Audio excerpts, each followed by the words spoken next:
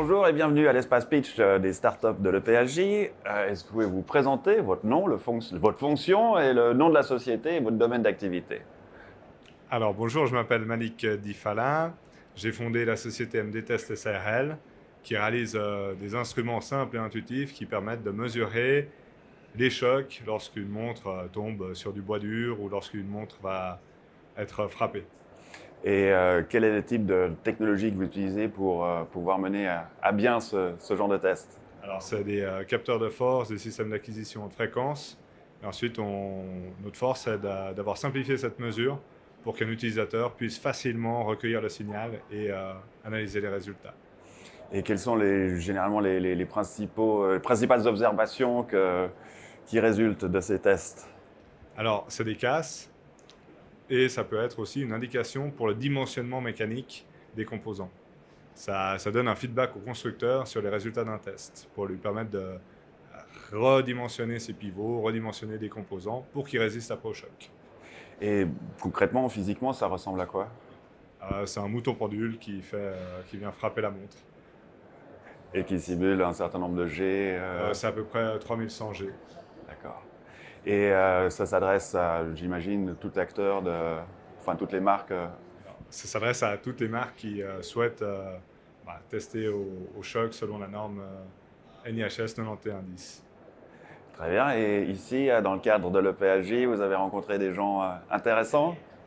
Alors, j'ai rencontré beaucoup d'acteurs économiques et intéressants qui étaient aussi intéressés par mes produits. Et ce que vous proposez par rapport à des solutions existantes, quels sont un peu les différenciateurs que vous avez? Alors, l'élément différenciateur, c'est vraiment l'instrumentation du choc, le contrôle avant de réaliser un essai, qu'on est bien dans la courbe qui est définie dans la norme, que ça soit ni trop sévère, ni pas assez sévère, et comme ça, on garantit la justesse du choc.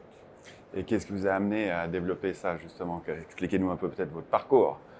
Alors, le parcours, c'est que je suis ingénieur en microtechnique. Après, j'ai fait différents stages, différentes mesures, et puis les chocs, c'est quelque chose qui m'a plu. Donc tout ce qui est choc, mesure de force, instrumentation, en fait, l'idée, c'est de savoir ce qu'on fait pour pouvoir améliorer les performances. Et combien de temps ça vous a pris pour développer un peu toute votre solution? Quelles ont été les principales étapes? Alors, le premier prototype, on peut dire que c'est à peu près 6 mois de développement.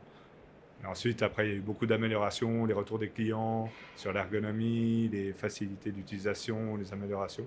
Et du coup, on améliore à chaque fois. Et vous êtes basé où? Vous avez combien de collaborateurs? Alors, on est basé sur Genève et moi, je suis le seul collaborateur fixe et puis je fais appel à des ingénieurs pour développer des parties programmation ou des développements mécaniques spéciaux, ce qu'on fait aussi. Parce que j'imagine justement il y a des besoins différents de client en client et vous pouvez customiser un petit peu votre solution. Alors, en fait, les appareils, la base reste pareille et ensuite on adapte aux besoins du client. S'il y a des besoins spécifiques, on adapte. C'est tout fabriqué à la demande. Et comment voyez-vous votre développement du coup?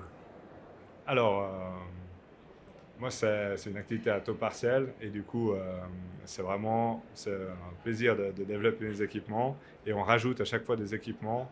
Et là, on est parti sur des développements web pour afficher des résultats et autres pour aller vers l'industrie 4.0. Donc, pour moi, le futur, c'est le développement de pages et de résultats qui se font sur des navigateurs web indépendants de l'interface. Avec un benchmark éventuellement entre différents résultats qui pourraient provenir de différents endroits ou pas forcément?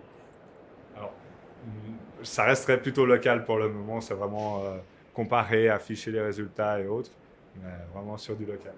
Très bien. Merci d'être passé et bonne chance pour la suite. Eh ben, merci beaucoup pour l'interview. Merci. Très sympa.